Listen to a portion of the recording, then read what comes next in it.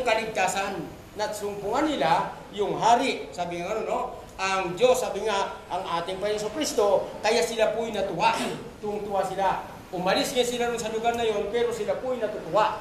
Sapagkat sila nga po ay nasumpungan nila ang Panginoon. Tanda po natin mga kapatid, sapagkat ang oras natin, hindi ko kanina napansin kung anong oras ang simula. Yan. At tayo po may limitasyon sa ating pagtindig rito. Yan. Tandaan po natin po, inuulit ko po, ang December 25, hindi po birthday ni Christ.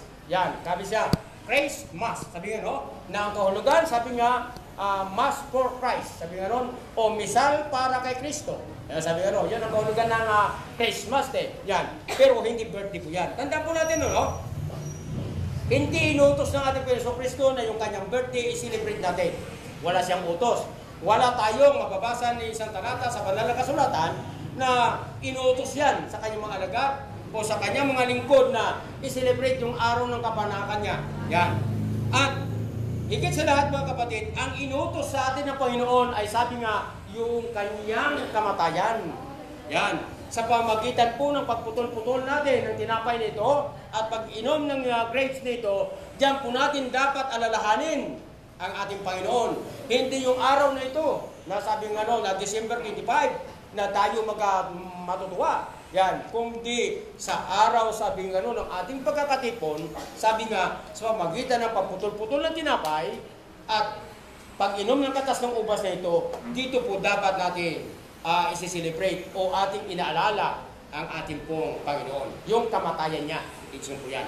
Hindi yung kanyang birthday. Yan, ano po. Bago sabihin, Brother Johnny, ang ibig mo sabihin, yung mga birthday pala, hindi dapat natin i-celebrate. Halimbawa, kung mag-birthday ka, may birthday ka, hindi mo na sineselebrate. Yan, depende ho yan. Sabi nga gano'n. Kasi, kung may panghanda kayo, hindi gusto yung handaan ninyo ko, pero okay lang, wala. Ibig po yan. Ang mahalaga po kasi sa atin dyan, ay yung kung kailan tayo may birthday sa Panginoon. Kung kailan tayo ipinanganak na muli sa Panginoon, ibig po yan. Noong binaptize po tayo, ibig po yan. Noong tinanggap po natin ang ating Panginoon Kristo. Hindi yung bautismohan na nung sa ibang pananampalataya na doon tayo, excuse me Brad, makisuyo lang, excuse. Baka puno na yung ating inihanda at baka maglawa po tayo dyan. Pasensya po kayo. Yan yung ating inihanda. Yan.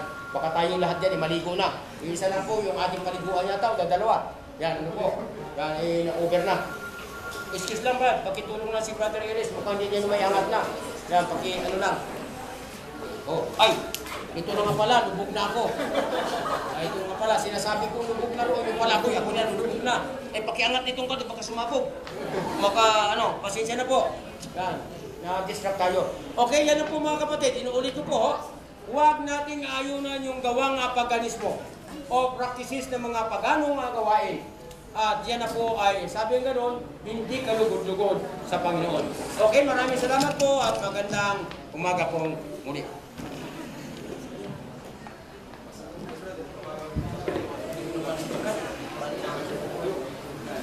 Nagagandahan kasi ako sa inyo lahat yan kaya nandiyan ang aking singko Yung pala kayo naman, siguro gwapong-gwapo tingin nyo sa akin, kaya hindi nyo napansin.